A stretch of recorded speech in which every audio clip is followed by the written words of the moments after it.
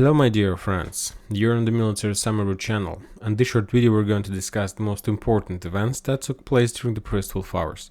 And of course the most important one is the speech and the evening speech of Vladimir Putin. Yesterday of local time in the evening there was an announcement that there's going to be a very important speech from the President of Russian Federation. Everybody expected that. This event took place at 10 p.m. and 10 minutes, and people were expecting that something very important is going to be told, but to tell the truth, nothing important was told to people.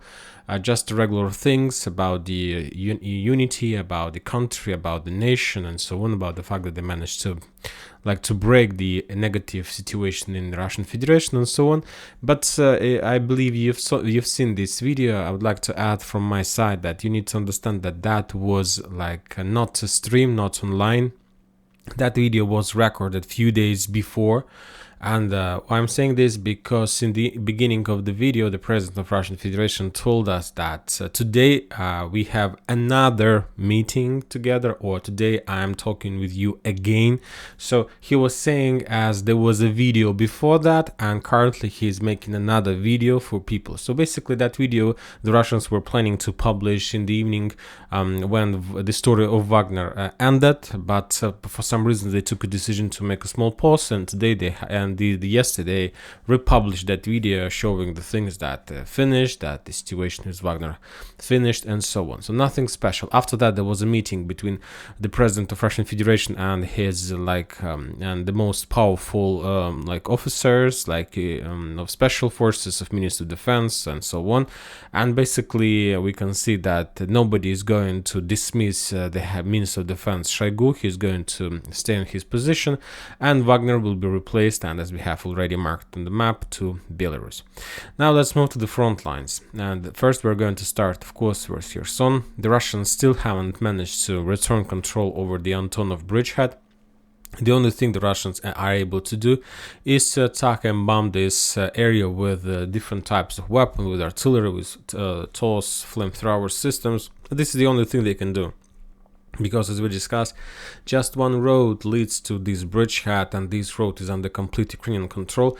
Basically the Russians don't have any power, any possibilities to force the Ukrainians to step back. The only thing they can do is to damage them as much as possible, to slow down them, not to slow down them, to create massive losses of the Ukrainian side, and that's it. But anyway, today or tomorrow, in a week, in a month, but the Ukrainians will develop their bridgehead on this side, and it will continue developing their operation further to the south in direction of Oleshka. For now they are still there, but the Ukrainians are digging in deeper. Now we're moving further to Petykhatki. There were no clashes during the previous 24 hours in the vicinity of this settlement. Nothing have happened there, just the Ukrainians and the Russians continue regrouping, accumulation of their forces, and currently the weather is not very good on this bridgehead, so the Russians and maybe more the Ukrainians waits the normalizing of the weather, and after that they will restart their offensive operation, trying to establish control over Zhiribanki. But the Western sources currently reported that if the Ukrainians are going to move with the same speed, they're gonna need around 16 years to return control over Zaporozhye and Kherson area. Now we're moving to Orekhov. There were also no updates, even if there were some storming operation from the Ukrainian side, we see that the results were poor, and they haven't managed to develop anything or achieve any success on this bridgehead. The Russians left completely Rovnopol. This territory currently is under complete Ukrainian control. The Ukrainians doing regrouping, and today the Russians published another video of the probably of the previous night or the day before fightings with the Ukrainians who were trying to storm Novodonetsk. As you can see in this video, the Ukrainians sent another convoy to storm the settlement, but the Russians discovered them, and they were attacking them and bombing them with artillery, with different types of weapon. As you can see, some Ukrainians sent a signal, evacuation signal. They're laying down on the grass. The Russians saw everything, and they were bombing and bombing and bombing. And that was another video of greatest defeat of the Ukrainian forces during another attempt to establish control over Novodonetsk. And later, the Russians published the video of different types of weapons that were left by the Ukrainians on this front line, different types of Western weapons like Max Pro, like different types of armored vehicles, light vehicles, and so on.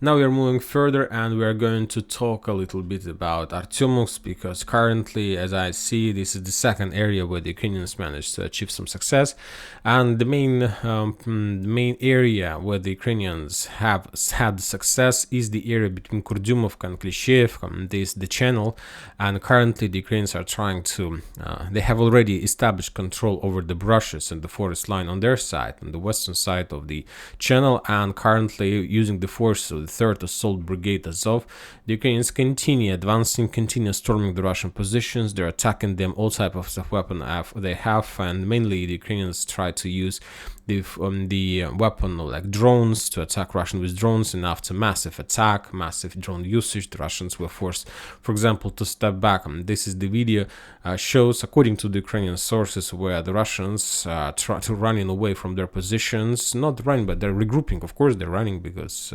nobody wants to be encircled and so on.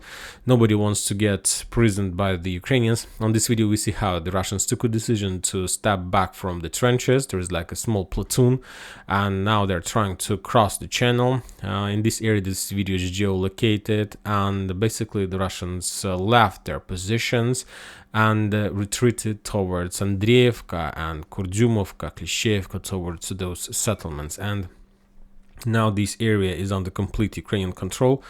Furthermore, some experts are saying that not just like small lines, but this entire triangle is under Ukrainian control. So basically, as a result of fierce fightings, of like storming operations, drones attacks, and so on, the Ukrainians managed to establish control over this small triangle, and they will continue advancing.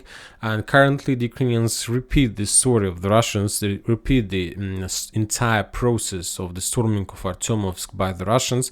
Andreyevka. Of all, the Ukrainians understand that if they want to encircle, they need to capture the settlements like Andreevka. By this, they will split the two defense regions in Kurdyumovka and Klishchiivka. This will help the Ukrainians, if they can do this, of course, to start offensive operation to Klishchiivka from the south, the same as the Russians did during the first storming of Bakhmut. And of course, with this, they will be able to attack the fortification area, the Russian fortification area that located in this area. So there is a very powerful like trenches. What exactly in this, I'll mark it for better understanding. So this is the Russian fortifications, and now the Ukrainians can't bypass them, and they can't attack Klishchiivka from the west because of like very powerful fortifications. But now, currently, by taking this small square, they can attack and encircle the Russians' position from the south. The only thing they need is to block, or at least to suppress, the forces in Andreevka, and to block and to pin down the forces that are currently located in Kurdyumovka. So if the Ukrainians can do this, and basically we are going to see the next weeks the Ukrainian operation, their attempts to develop the bridgehead exactly in this area between Andreevka, Klishchiivka, Channel, and Kurdyumovka. And the entire success of Ukrainian operation in Bakhmut completely depends on this area. If the Russians can suppress the Ukrainians, if they can to slow down them, to push them back, the Ukrainians have no chances to establish control or to return control of Bakhmut. But if they can do this, of course, there are going to be a lot of problems for the Russians. And when talking about the Russians, there are 72nd Motorized Brigade, who is currently trying to slow down and to defeat the Ukrainians on this bridgehead. So we'll follow this situation, because as we can see, the situation is getting worse and worse for the Russians. No matter the reports that we have, we see the facts. Of course, I'm not saying that the Ukrainians are so much successful. No, they have a lot of losses. They had a lot of losses. They're having a lot of losses. And the question is, how many soldiers and how many reserves do the Ukrainians have to do this operation? Are they endless or not?